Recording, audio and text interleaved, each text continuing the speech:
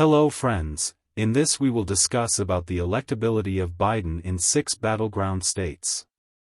These win or loss in these states will decide the election results of 2024 elections.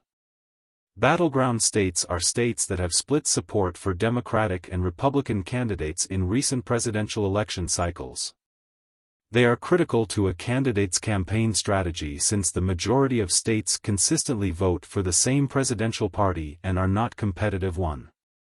The 2024 election will be fought on a very different battlefield than the last one, with old reliably swing states no longer in play, and new ones taking center stage. Some of the battleground states that were targeted by former President Donald Trump and his supporters in 2020 to overturn the outcome were Arizona, Georgia, Michigan, Nevada, Pennsylvania, and Wisconsin.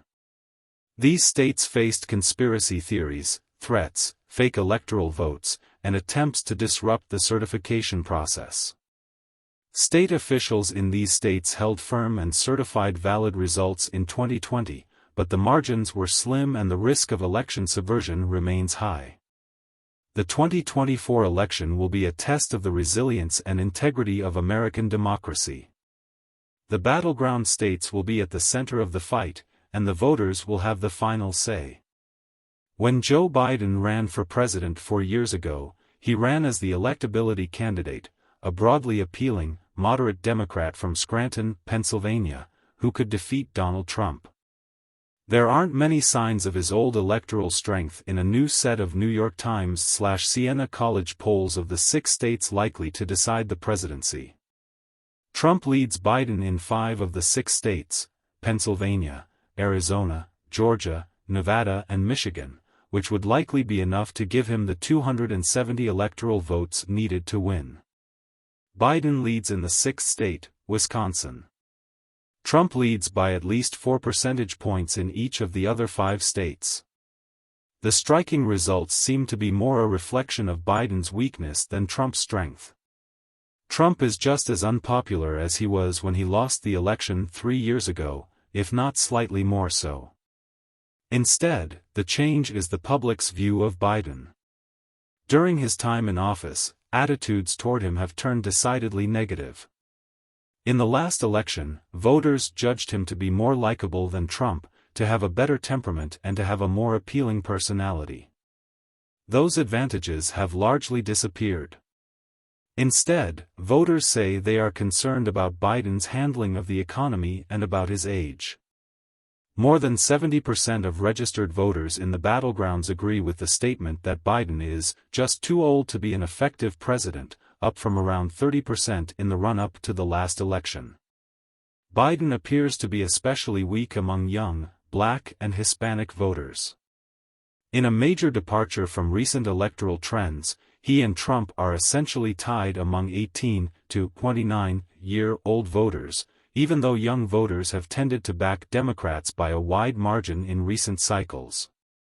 Among Black voters, more than 90% of whom usually back Democrats, Biden leads only 71 to 22.